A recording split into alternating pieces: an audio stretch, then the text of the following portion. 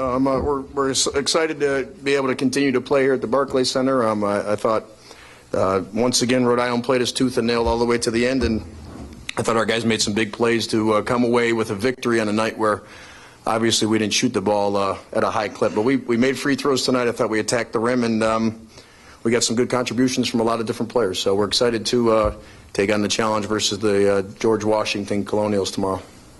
All right, questions for student athletes first. Please raise your hand. Chaz, you had a tough game early. What did it mean to you, especially here, to hit the free throws late and to hit that three-pointer that seemed to be a pretty big turning point in the game? My teammates just kept faith in me. They kept telling me to be aggressive.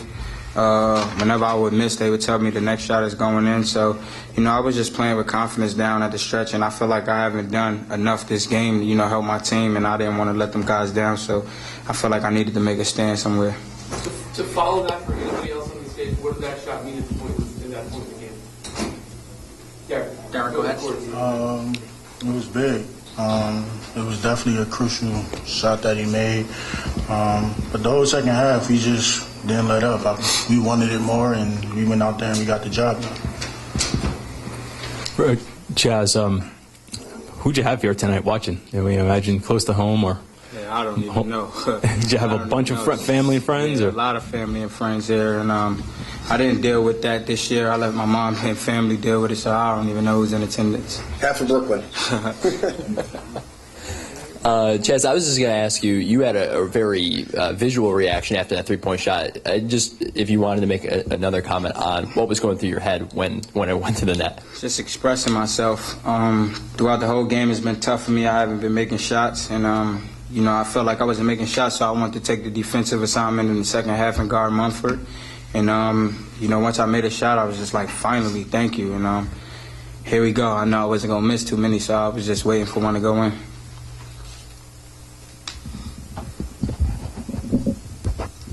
There was about a 4-minute stretch there late in the second half from about 8 minutes on to 4 minutes on where neither team scored a field goal, but the intensity of the game was really picking up. What did you guys get through that stretch when you couldn't put the ball in the basket, but, the energy around the arena was really starting to elevate? Chaz, you want to start off?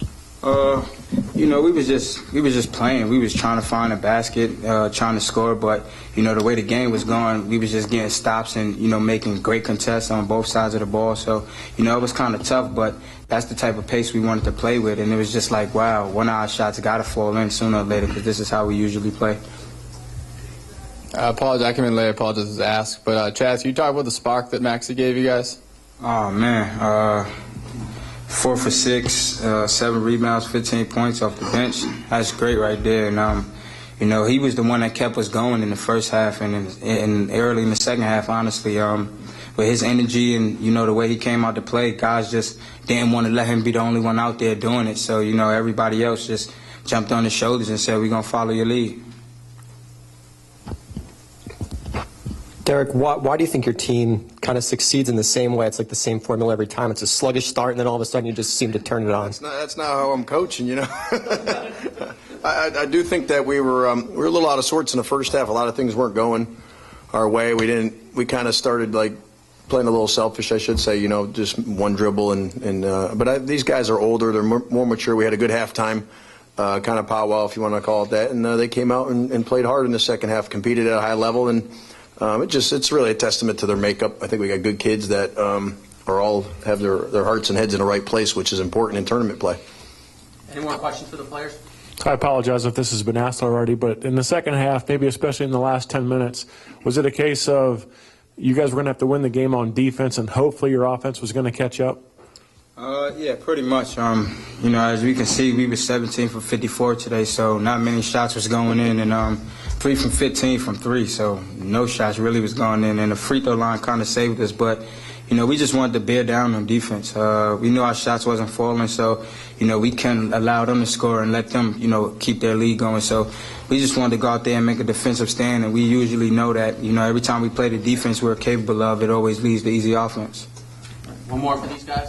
Chaz, it's close to past 11:30 now, but you have all your friends and family. Do you have any time to celebrate tonight, or? No, it's no celebration. Getting ready for tomorrow.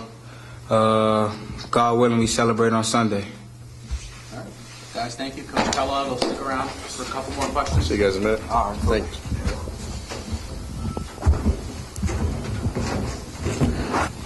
Derek, you had Chaz sit for a little bit at the beginning of the second half. Was it just kind of get him refocused a little bit? Yeah, I was trying to get him. He was pressing a little bit. You know, he's in Brooklyn. Wants to be the best guy on the floor. He was him and Mumford were getting into it a little bit, and so I thought getting him a blow, let him watch for a minute or two would kind of refocus him, which I thought it did. I thought it was a good move. I guess I'm not supposed to say that about myself, but I thought it worked out, put it that way. And he came back a little more focused, and I thought his defense was fantastic down the stretch. What about in that three-pointer? Talk about that three-pointer that he hit. I was waiting for that. I mean, he's made so many of those over his career. They kind of slipped or didn't step out on the three when he raised up. I basically knew it was in, and so I've seen that numerous times in his career, and that was one more for the memory bank for me.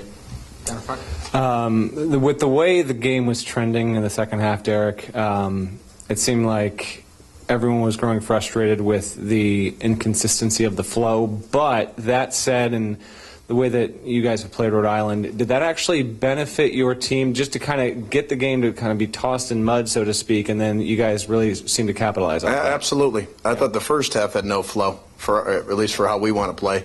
In the second half, although it wasn't a beautiful game to watch per se, because guys were missing shots, there was some back and forth, and it opened up the floor opened up more. And I think we're a better team when there's some space to operate. It allows our guards and kind of our hybrids to get to the rim and make plays. And I kind of like when the game looks ugly, because I think that's when it becomes a little bit of a street fight or a street game.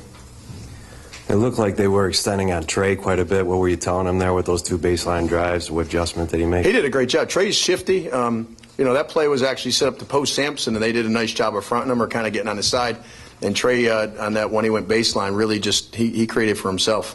Like we talked about, he's a guy that needs a little space, and as the game moved, there was more space for him to operate. And there wasn't really any true post players for either team in the game at the time. It was a lot of guards and wings playing. Coach, did you do anything differently in the second half that held them to one field goal over the final 9:50? Yeah, we played like we guarded in the second half. At halftime, I asked them, "How can a team shoot 60%? This is crazy. This is not our identity. This is not who we are. So if you guys would like to try to continue to play, you'll go out and take it to them. If you'd like to go home, then do what you did in the first half." It was kind of pretty simple. But I thought we executed better and we rebounded there in the second half. So. Derek, as a follow-up to that, how critical is Raphael's length? I mean, he had that huge block, which almost ended in a dunk on the other end. How important is he to what you're doing on the defensive side? He may be the one of the most important guys for us, because he can do things that a lot of other players on our team or even in the league can't do. He can guard on the wing, but he can go in and rebound and block shots. When our defense is really good, you'll see he's involved in a lot of the plays, whether it's denying the wing or creating a block or doing things along that nature. So we, like every college kid at times, they want to, shoot the ball and score. But he's gotten much more focused this year on the little things that help you win. Derek, I don't want to shortchange anyone, but the way that you guys play and St. Louis plays and VCU plays, is this a tournament of survival? Yeah, it really is. I mean, the one thing I think the A-10, and we talk about this quite frequently, so many teams play different styles. That you could go up against 3 or 4 different styles and you just survive. For us, what can we really do to prepare for George Washington tomorrow? I mean, get rested, watch a couple tapes and give your guys a game plan. But it's kind of like now let's throw it up and play and try to survive like you mentioned. 2 more questions? Anybody? Or no more. That's cool. All right. Thank you very much. You got one more? Sorry about that. Coach, would you talk about the matchups tomorrow night against George Washington? Well, I'm not sure, but I think Savage is back from what I've been reading, but I'm not sure about that. Does anybody know? The guard? He's supposed to be in? Oh, okay. But I like the team and the job that Coach Longren's done there. They got really good guards that are solid. The big kid Larson's one of the most improved guys in the league and can really play Armwood. Is an older guy that is basically they have a really good squad, and I do like their personnel. Greeno is one of the better slashers, defenders in the league.